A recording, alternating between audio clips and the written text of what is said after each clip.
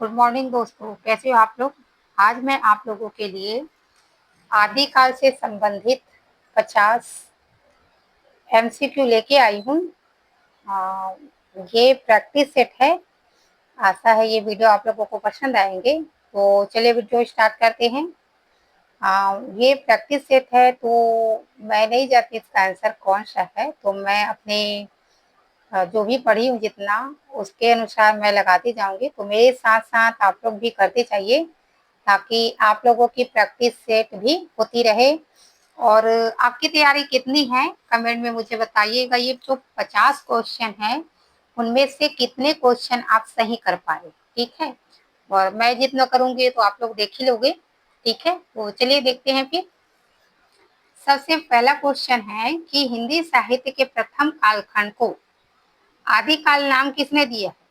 राहुल सांस्कृत्यायन ने, राम कुमार वर्मा ने, आचार्य प्रसाद द्विवेदी ने, रामचंद्र शुक्ल ने। तो किसने दिया है? तो ये दिया है हजारी प्रसाद द्विवेदी ने, ठीक, हजारी प्रसाद द्विवेदी।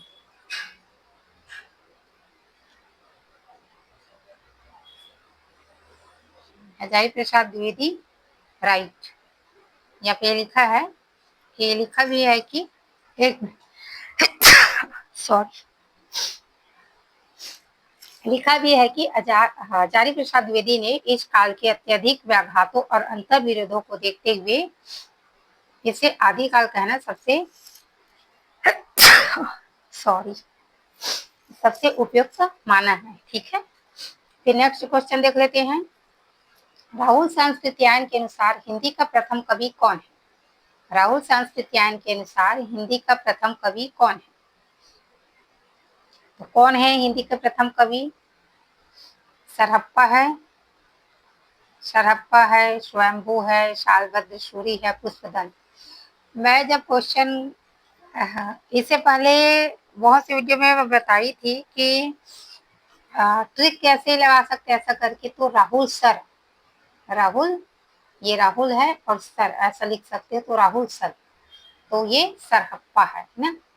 तो जो राहुल सांस्कृत्यायन ने हिंदी का प्रथम कवि सरहप्पा को माने हैं, ठीक। ये भी यहाँ पे लिखा है, राहुल सांस्कृत्यायन ने 8वीं शताब्दी के सिद्ध कवि सरहप्पा को हिंदी का प्रथम कवि स्वीकार किया, ठीक है। सरहप्पा कौन सी सदी के थे? 8वीं शताब्दी के, ठीक है।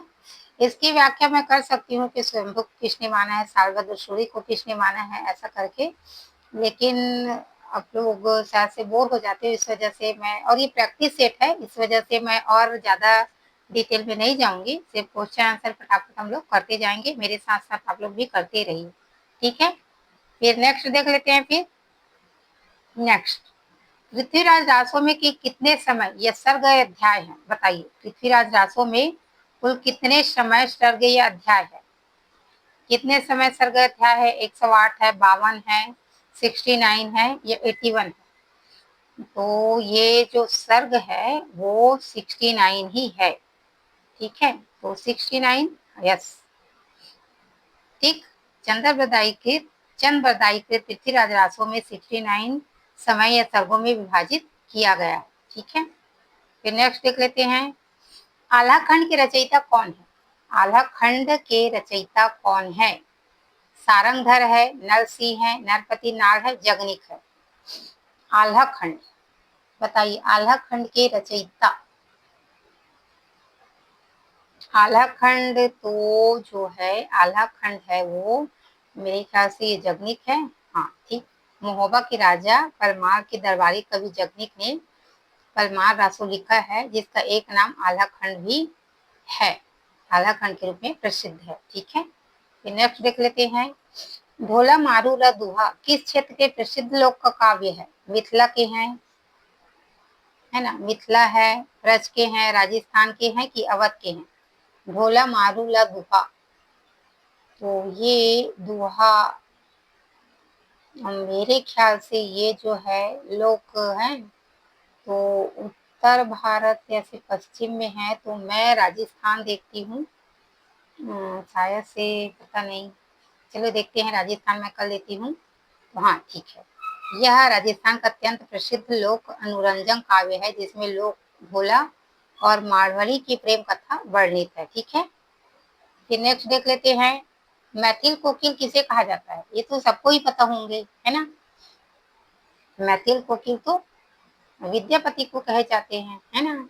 पदावती की रचना की थी, विद्यापति ने मैथिली भाषा में पदावती की रचना की थी, जिसके कारण उन्हें मैथिल कोकिल की उपाधि मिली। ये क्वेश्चन पूछ सकते हैं कि विद्यापति को जो है मैथिल कोकिल किस रचना के कारण मिली, ऐसा तो आप लोग देख ले। ठीक है, फिर नेक्स्ट देख लेते हैं, आदिकालीन काव्य में प्रयुक्त डिंगल भाषा का अर्थ क्या है?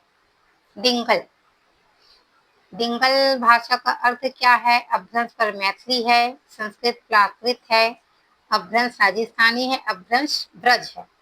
तो डिंगल, तो मेरे ख्याल से ये जो है ये अपभ्रंश और राजस्थानी, ठीक है। ठीक, तो जब अपभ्रंश भाषा में राजस्थानी भाषा के शब्दों का मेल होता है तो वहां डिंगल शैली कहलाती है, जो कि वीर रस के अनुकूल थी। ठीक है, जो कि वीर रस के अनुकूल थी। ठीक, फिर नेक्स्ट देख लेते हैं, सिद्धों की कुल संख्या कितनी मानी गई है? सिद्धों की कुल संख्या तो ये सबको ही पता होंगे, 84 सिद्ध। बौद्ध धर्म के वज्रयान प्रचार तत्व का प्रचार करने वाले सिद्धों की संख्या परंपरागत रूप से 84 स्वीकार की गई है। ठीक है, फिर नेक्स्ट देख लेते हैं, नाथपंथ के प्रवर्तक कौन माने जाते हैं? नाथपंथ के प्रवर्तक चौरंगी नाथ, गोरखनाथ, मच्छेंद्र नाथ, जालंधर नाथ। प्रवर्तक बोल रहे ना, नाथपंथ के प्रवर्तक, तो जो है मेरे ख्याल से ये गोरखनाथ ही होंगे। हाँ, ठीक। यद्यपि आदिकाल शिव को माना जाता है, किंतु हिंदी साहित्य में नाथ प्रथा पंथ के वास्तविक प्रवर्तक गोरखनाथ ही है। ठीक है, गोरखनाथ को माने जाते हैं। ठीक, नेक्स्ट देख लेते हैं, पाहुर दोहा के रचयिता मुनि राम सिंह हैं। पाहुर दोहा मुनि राम सिंह है, धनपाल है, अब्दुल रहमान है, जो इंदु है। क्या आएंगे बताइए? पाहुर दोहा के रचयिता, पाहुर दोहा मुझे ये मुनि राम सिंह और जो इंदु में लग रहे हैं, तो कौन सा करूं? पाहुर दोहा,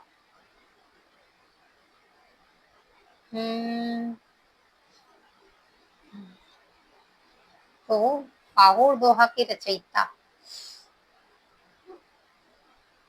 पाहुर दोहा जो इंदु, नहीं, मुनि राम सिंह। देखिए यहाँ पे गलत हो गया एक मेरा क्वेश्चन, तो कई बार कंफ्यूज हो जाते हैं, तो कोई बात नहीं, यहाँ पे पढ़ लेते हैं। मुनि राम सिंह अपभ्रंश के प्रसिद्ध कवि हैं, जिन्होंने पाहुर दोहा में वैराग और नीति का वर्णन किया है। ठीक है, मुनि राम सिंह, ऐसा। यहाँ पे ऐसा ट्रिक लगा सकते हो, मैं ट्रिक मैं भी आप कर लेती हूँ, आप लोग भी कर सकते हो, कि जो मुनि है, मुनि लोग कहाँ रहते हैं? पहाड़ में, है ना। तो पहाड़ राम सिंह, तो यहाँ पे ऐसे ट्रिक लगा सकते हो। चलिए नेक्स्ट देख लेते हैं, खालिक बारी किसकी प्रसिद्ध रचना है? तो सबको ही पता होंगे, खालिक बारी किसकी रचना है? तो अमीर खुसरो की है ना। अमीर खुसरो ने शब्दकोश के रूप में खालिक बारी की रचना की है, जिसमें फारसी और हिंदी शब्दों के अर्थ दिए गए हैं। ठीक है, नेक्स्ट देख लेते हैं, परमात्मा प्रकाश के लेखक कौन है? मेरुतुंग है, जो इंदु है, हेमचंद है, राजशेखर है। परमात्मा प्रकाश, बताइए, थोड़ा सा टाइम ले लेते हैं। ठीक है, परमात्मा प्रकाश है ना।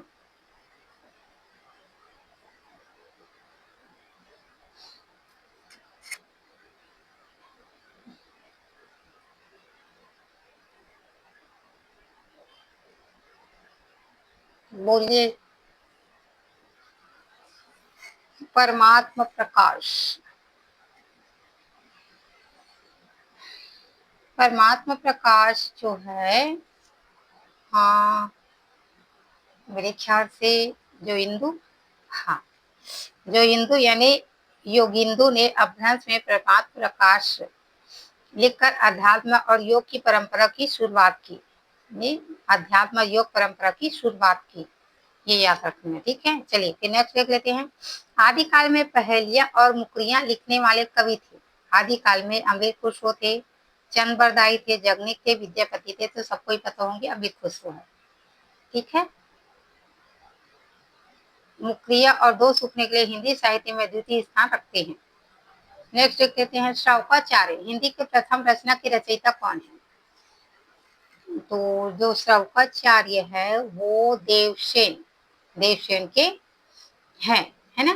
तो ये कौन सी कब की रचना है? ये 933 ईस्वी में श्रावकाचार्य की रचना की है, जिन्हें हिंदी के प्रथम पुस्तक माने जाते हैं, ठीक।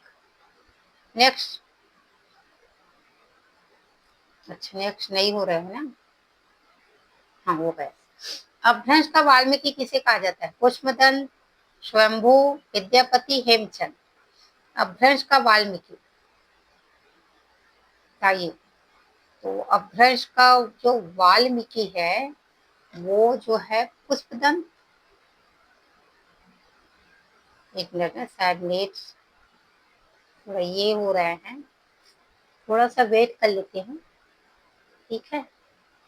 और मैं पुष्पदंत को ये की हूँ, पता नहीं है नहीं है, देखते हैं, थोड़ा सा वेट कर लेते हैं। आप लोग भी कमेंट में बताइए कि ये सही है मेरा कि नहीं है, ऐसा करके, ठीक है।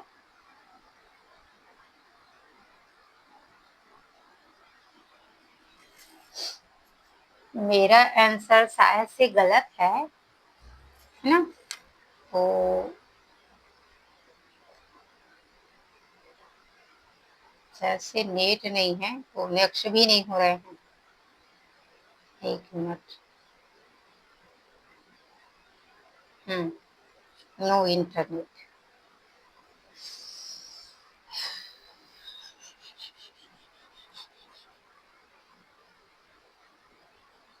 थोड़ा सा वेट कर लेती हूँ मैं। क्या है, ये मौसम की वजह से ना ये नेट सोलह कभी आ रहे हैं कभी जा रहे हैं, इस वजह से अब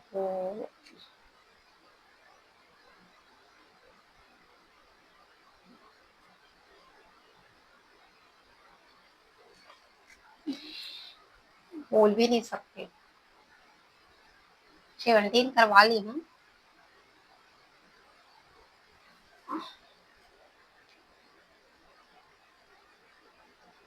अपभ्रंश का वाल्मीकि जो है स्वयंभू को बोलते हैं, ठीक है। अपभ्रंश का वाल्मीकि किसे बोलते हैं? स्वयंभू को। बाद में मुझे याद आए, पता नहीं वो शायद मैं पुष्पदान कर दी थी, तो हो सकता है मेरा आंसर गलत हो, ठीक है।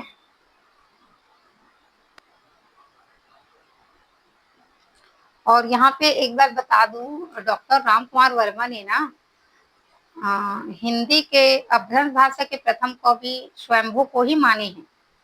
हिंदी भाषा के प्रथम कवि, है ना, स्वयंभू को ही माने हैं।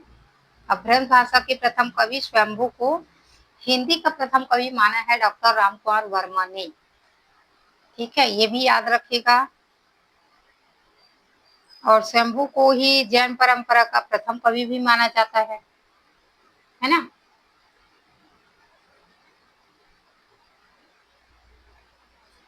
नेक्स्ट भी नहीं हो रहा है, थोड़ा सा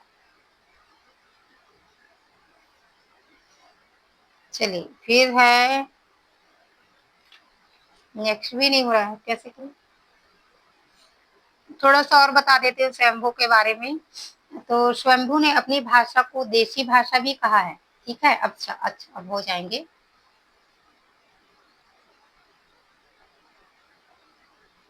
नेक्स्ट भी नहीं हो रहा है, एक मिनट में थोड़ा सा करके कर देती हूँ।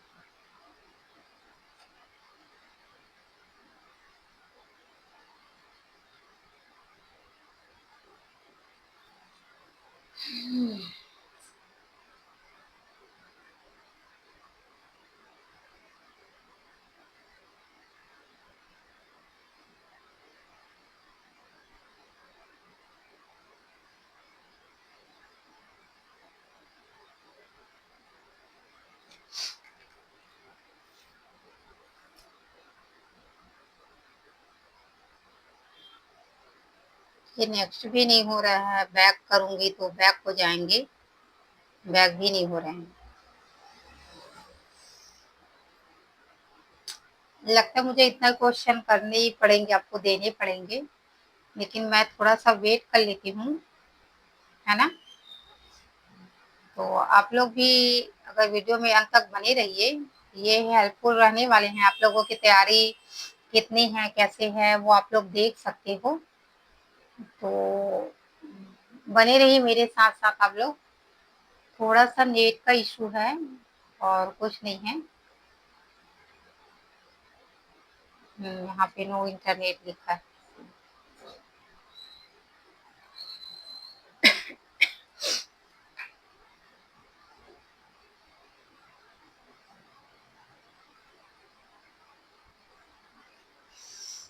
यार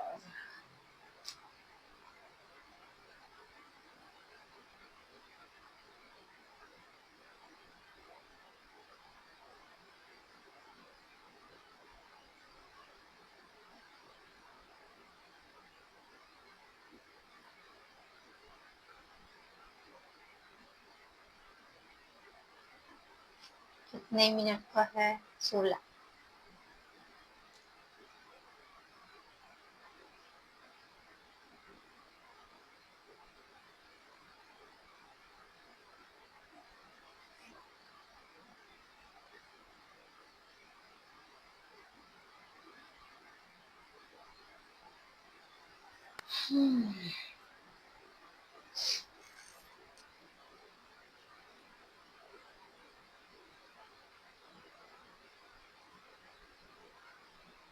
हाँ, अगर ये वीडियो आपको पसंद आते तो प्लीज लाइक कीजिए, सब्सक्राइब कीजिए और कमेंट भी करते रहिए, ताकि मैं ये देख सकूं कि आप लोग हाँ मेरे साथ बने हों अंत तक, ऐसा करके।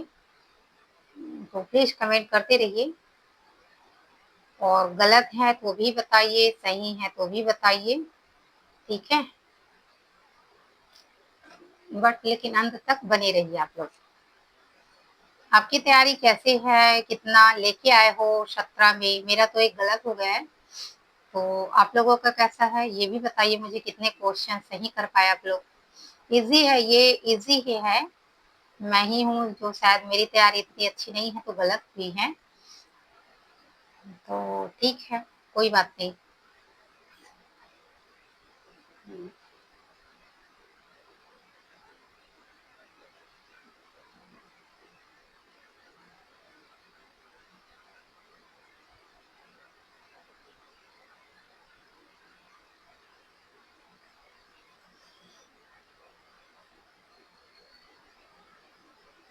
क्या करें, स्किप करें?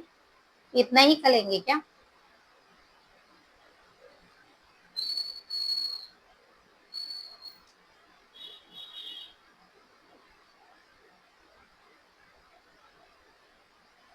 ये नेक्स्ट भी नहीं हो रहा है। विद्यापति, स्वयंभू,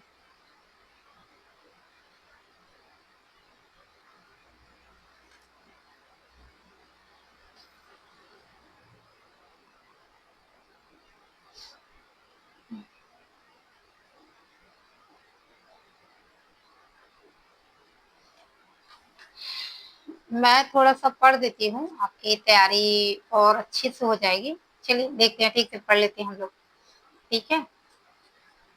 जो हिंदी का जो पहला कवि ना, उसके बारे में बता देती हूँ आप लोगों को कि किसने क्या माने, ऐसा करके। तो जो चारण काल ना, वो उन्होंने ग्रेयर्सन ने कहा है। आदिकाल का नामकरण चारण काल जो है किसने दिया है? ग्रेयर्सन ने दिया है। प्रारंभिक काल जो है मिश्र बंधु ने दिया है। बीज वमन काल आचार्य महावीर प्रसाद द्विवेदी ने दिया है। मैं यहाँ लिख सकती हूँ क्या? एक मिनट, हाँ लिख सकती हूँ। प्रारंभिक काल, प्रारंभिक प्रारंभिक काल किसने दिया है? प्रारंभिक काल जो है मिश्र बंधु, मिश्र बंधु ने दिया है। मिश्र बंधु, बंधु सॉरी, बंधु ने दिया है, ठीक है। और बीज वमन काल, बीज तो महाबीज, ऐसा कई बार मैं बताई हूँ ट्रिक। तो महावीर प्रसाद द्विवेदी, महावीर प्रसाद द्विवेदी, तो ये बीज वमन काल है ना, बीज। ठीक है। और सिद्ध सामंत, राहुल संस्कृत, यानी क्वेश्चन अभी आए थे, है ना, अभी दी थी क्वेश्चन। ठीक, ये हो ही नहीं रहा है।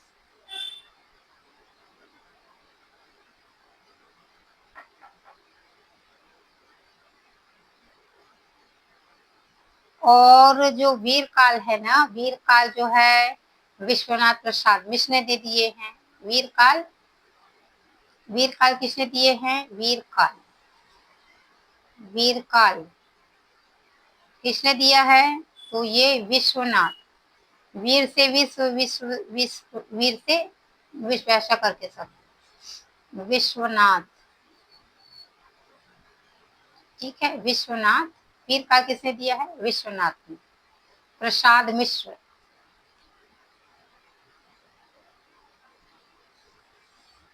फिर है जो संधि और चारण काल किसने कहा है? रामकुमार वर्मा ने। आदिकाल हजारी प्रसाद, यहाँ पे लिखा था हजारी, ये आदिकाल, आदिकाल कहा है। और आधार काल ना सुमन राजे ने कहा है। आधार काल सुमन राजे, सुमन राजे ने कहा है। ठीक,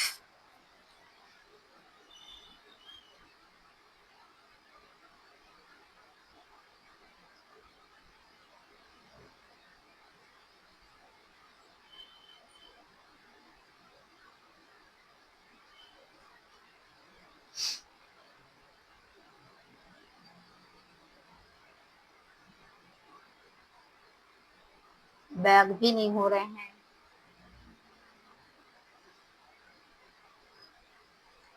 फिर और रीति काल का नामकरण, यहाँ पे चलो मैं जो जो भी है कुछ आदिकाल से संबंधित कुछ कुछ मैं पढ़ देती हूँ। ठीक है, ताकि आप लोगों का थोड़ा और बढ़े ऐसा। प्रमुख कथन आचार्य रामचंद्र शुक्ल का क्या क्या है कि प्राकृत की अंतिम अभ्रंश अवस्था से ही हिंदी काल का आविर्भाव माना जाता है। ये एग्जाम में पूछे गए हैं कि कौन से काल के अंतिम अवस्था से आचार्य शुक्ल के अनुसार हिंदी साहित्य का आविर्भाव माना जाता है ना। तो कौन से अभ्रंश की अवस्था से, अभ्रंश अवस्था से। ठीक है, और हिंदी का आदि काल शुक्ल के अनुसार संवत 1050 से लेकर 1375 तक, अर्थात महाराजा भोज के समय से लेकर हमीर देव के समय के कुछ पीछे तक माना जा सकता है। ठीक है, और राजश्रयी कवि और चारण जिस प्रकार नीति श्रृंगार आदि के फुटकल दोहे राजसभाओं में सुनाया करते थे, उसी प्रकार अपने आश्रयदाता राजाओं के, एक मिनट ना,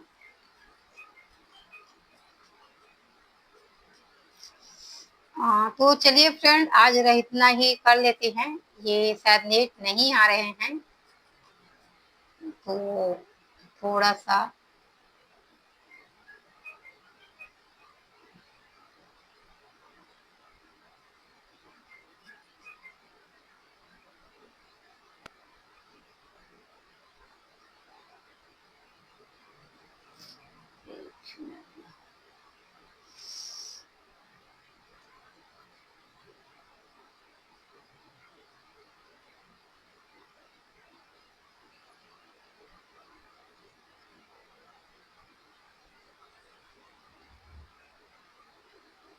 नहीं है, तो चलिए कोई बात नहीं, चलिए फिर मिलते हैं। ज़्यादा टाइम वेस्ट नहीं करूँगी, और जितने भी मैं पढ़ी हूँ और वीडियो देखने के लिए धन्यवाद।